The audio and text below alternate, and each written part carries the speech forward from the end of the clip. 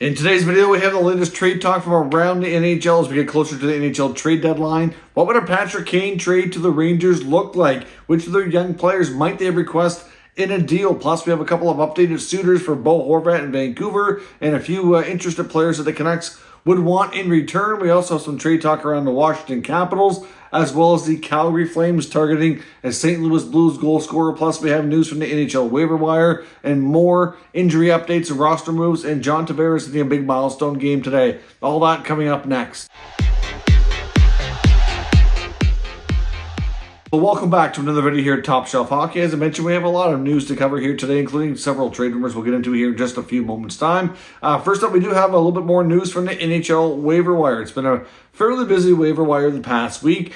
Today, we have Tampa Bay forward Rudolph Balcers on waivers. Now, he was originally picked up by Tampa on waivers back on November the 12th. During that time, he's been with the team. He's only appeared in 3 games, scoring 1 goal. He had appeared in 14 games earlier this season for the Florida Panthers and put up 2 goals and 2 assists.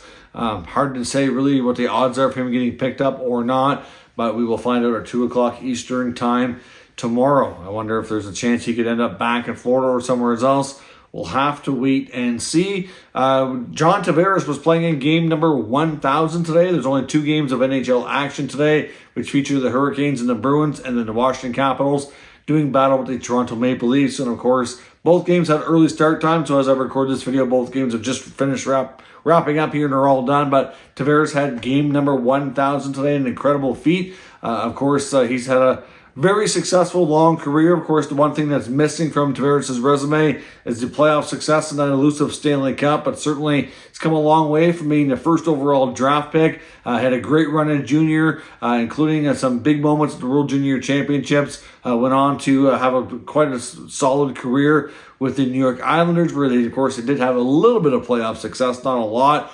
Captained them for a long time before going back to Toronto as a free agent a few years back.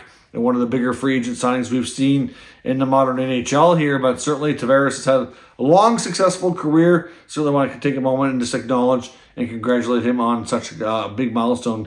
Game 1,000. A few other notes around the Maple Leafs as well. Goaltender Matt Murray is going to be out for some time. We don't have a firm timeline here as of yet. It just seems really, really odd that he's been out a couple of times this year, and both times are coming on days he was supposed to start to face his former team and the Ottawa Senators. I know there's some Ottawa fans that are convinced that it's obviously he just doesn't want to play Ottawa. I can't confirm that, of course, so that's all pure speculation. I don't know that that's really the case, but it is interesting and odd that both of these scenarios have happened the way that they did. It sounds like they're calling this an ankle injury, which it's hard to figure out. The only thing that the media could kind of find in warm-up, which led the recent Leafs-Senators game with the goalie change right before game time to be switched from Murray to Samsonov, was a shot which appeared to hit Murray up high, but that's certainly not even the injury here at all. So it's kind of odd and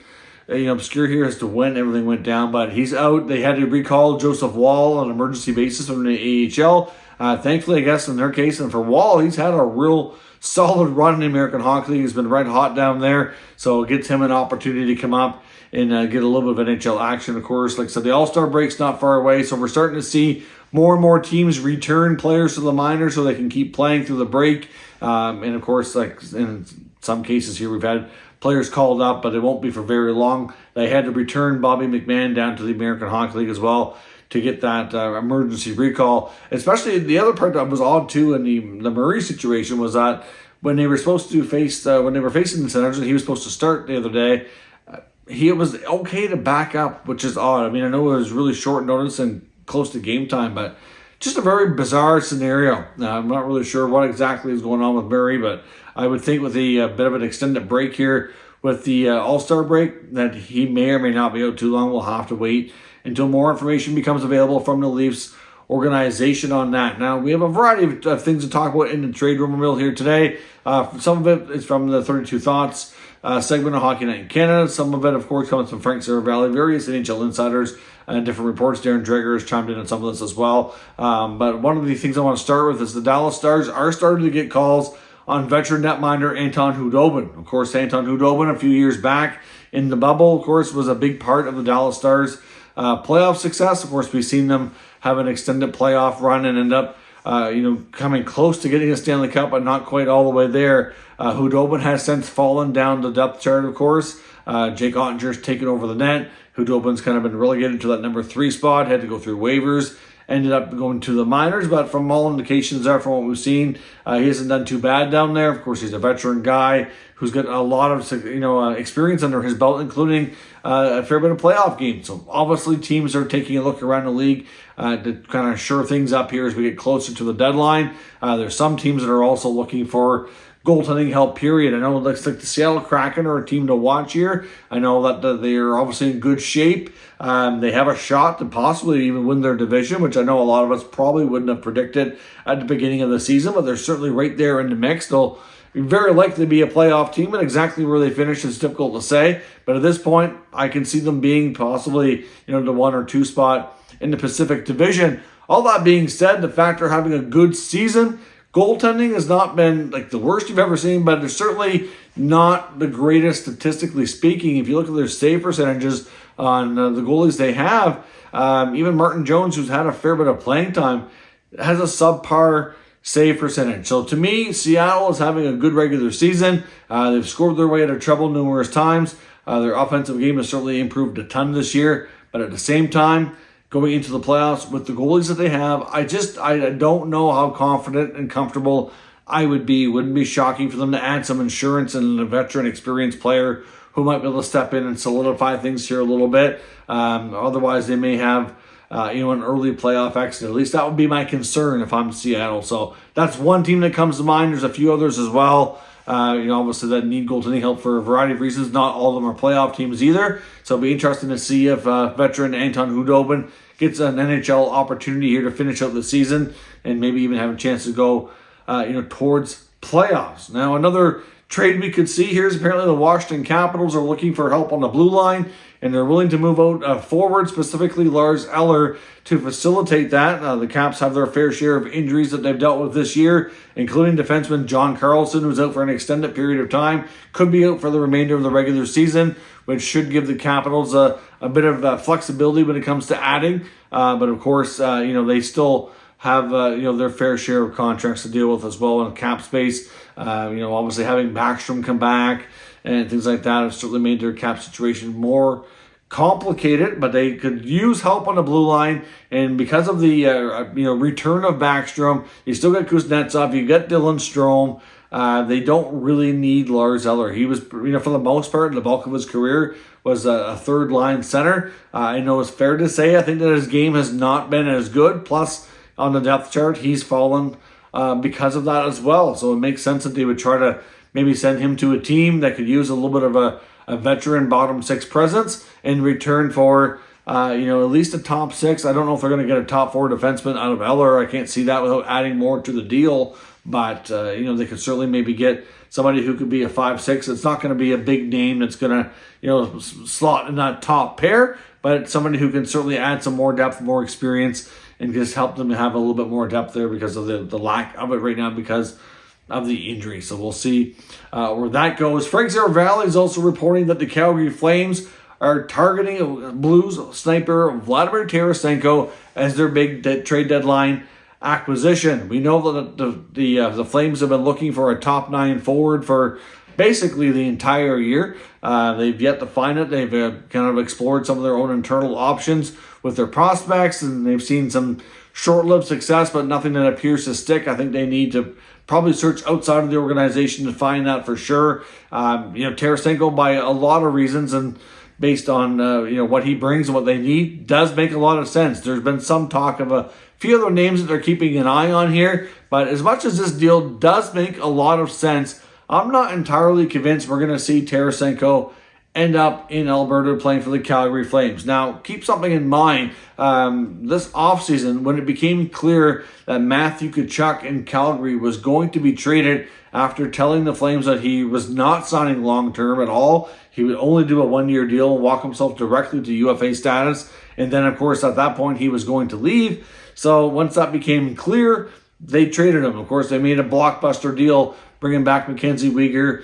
and Jonathan Huberdeau from the Florida Panthers. Now, of course, the Florida Panthers were not the only suitors, but they were by far the team who put the best offer on the deal, especially once Weegar's name got into the mix. Certainly Brad Treliving and the Flames felt compelled to get that deal done as soon as possible. I think Treliving did quite well considering all things. But certainly like to think that they wouldn't have had a lot of leverage in that scenario, knowing that, he basically told them, I'm leaving, so trade me, and obviously had to agree to a contract extension. So again, very limited. He held a lot of the control there, even though, it's not like he was a free agent, but he was as closest to that kind of power as you can get without actually having it. So, of course, it's believed that the Blues, of course, his hometown team, was in the mix. And, of course, I do believe Matthew Tkachuk would have gone to St. Louis if everything lined up and worked out properly. But it was obviously a struggle to do that. The Panthers were the team that certainly stepped up with not only the best trade offer for Calgary,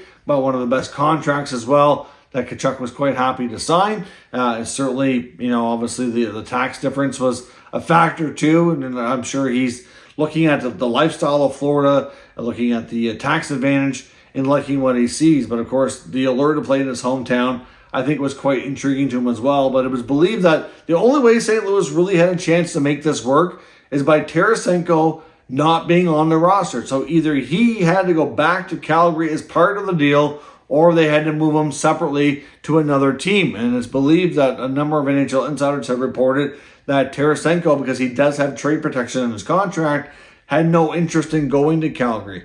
So if he wasn't going to go to Calgary, the deal was going to be off, because that's what they needed in return. Like I said, of course, the Panthers step up with a better offer, and as they say, the rest is history. So certainly I don't really see a scenario where Tarasenko is going to want to go to the Flames. So I understand Sarah Valley's linking the two here because of the need and the fit, but you have to realize the player has control, and I just don't know that that's something he's going to want to do. So personally, I think the Flames are going to have to look elsewhere. I do think Tarasenko is quite likely to get traded. I just don't know that these are the two sides here and connections are going to, connect and make this happen. So we'll see where that goes. Now, when it comes to the Vancouver Canucks, of course, we know Bo Horvat is the hot topic. I know Canucks media, Rick Dhaliwal, very well connected with the Canucks, has talked about this on this program with Donnie and Daly here a few times recently. Of course, it's the hottest topic, for some time, really all year, if you think about it, especially when they cover the Canucks. It's rare that they, have an episode where something on Horvat's not mentioned. Now, a couple of things that he's mentioned recently is some of the players that have emerged as targets for Vancouver should they complete trades with other teams. We've talked about a variety of teams that have been in the mix. Well, one of the teams that's a little newer to the conversation appears to be the Detroit Red Wings. Now, we've seen some reports suggesting that Steve Yzerman, the GM in Detroit, could pivot here because he's obviously having difficulty getting his captain Dylan Larkin signed, and that maybe they end up trading Larkin and picking up Horvat in a trade. Well, I don't personally think that's going to happen. I honestly think if Yzerman and the Red Wings are going to trade for Horvat, that's because they're planning to have Horvat and Larkin as your 1-2 punch down the middle, and hopefully get them both signed long term and have a great center depth with those two guys running that position for the next 7-8 years. That to me makes a lot more sense. They can move out other pieces, like I think like a player like Tyler Bertuzzi, who's also on an expiring contract, way more likely to be traded.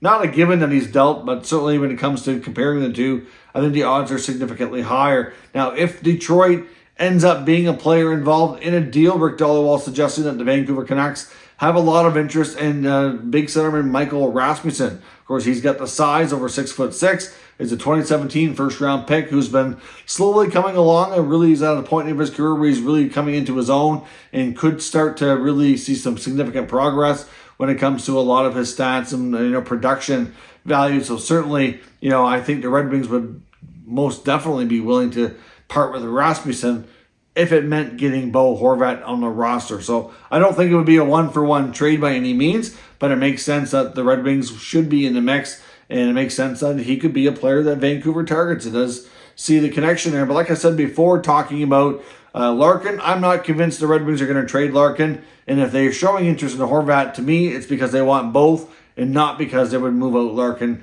That to me just doesn't make any sense. Now, another team that we've heard linked to Horvat as well is the New Jersey Devils. They are expected to make a significant trade to add a major player at the deadline or before. We know that Horvat is one of those potential players and suitors that they're looking at, but certainly interest in Timo Meier and others as well. But one name that the Canucks are interested in with the Devils that would make sense is defenseman Damon Severson. Of course, he's a right-shot defenseman, has offensive capabilities. He can run a power play. And like I said before, even though some Jersey fans tended to disagree with me, that he's on his way out of Jersey between the players they already have signed on the blue line and the very top-rated elite-level prospects they have coming. To me, there's just no room for Severson beyond this year in the Devils' decor lineup. So to me, it makes a ton of sense that he's not going to be coming back to New Jersey, and if they could use him as part of a trade to get a player like Horvat, then why wouldn't they? So we'll see. I mean, Vancouver obviously would have to extend him because his contract is coming to a close, but there's a couple of players that the Canucks have interest in between the Devils and the Red Wings, should they be the one of the teams that ends up landing the deal for Horvat's services. Now, Darren Dreger is also reporting on what a New York Rangers Chicago Blackhawks trade could look like if the Rangers are going to be serious and want to pull off a trade for top player Patrick Kane. Kane's been a top player of conversation, wondering if he's going to leave Chicago and allow them to trade him. He does have a full no-move clause, so certainly there a lot of control on his part. But even with that, Darren Dreger's reporting that the Chicago Blackhawks, if they're going to trade Kane to the Rangers, that they would absolutely insist on either Alexis Lafreniere or Capo Caco being included in the trade. Of course, they're looking at a number 1 overall pick and a number 2 overall pick from subsequent drafts from the Rangers. I think it's fair to say that neither have completely lived up to expectations, but at the same time, because of their depth and all the other forwards that are playing ahead of them, I do think it's fair to say that they're not really given the offensive roles that they probably would like to see and hope for at this part of their young career. So certainly, does it make sense for the Blackhawks to want one of these players? It absolutely does. Does it make sense for the Rangers to trade a guy like Lafreniere or Caco for a Kane rental situation? I don't know. I can say if they do that, they better hope they win the Stanley Cup because I'd hate to see those players go on to another franchise and have an incredible run and not have the playoff run and the Big Apple be successful. So you have to wait and see what happens here. But certainly, the possibility of having Kane on the Rangers is very intriguing. And obviously, the Blackhawks are going to be in the running for a player like Connor Bedard, the top pick going into 2023 NHL draft. And they can get a guy like Lafreniere or Caco on their roster to be a line mate with Bedard as early as this next year. They could have some pretty high-ranking elite-level talent, playing together and certainly helping this team take some steps in the right direction. So interesting to note that one of those top young players would have to be included to get Kane on the Rangers. Of course, the link to Patrick from Patrick Kane to Panarin is very much real and highly discussed. Not to mention the fact that the Rangers should be expected to contend for the Stanley Cup with all the pieces they have in place. So let me know your thoughts on everything discussed here today down in the comments, and we'll discuss further. If you're new to the channel, of course, make sure you subscribe and stick around. We'll keep you up to date with the latest news, rumors, and analysis of all 32 NHL teams. Thank you for watching, and I will catch you next time.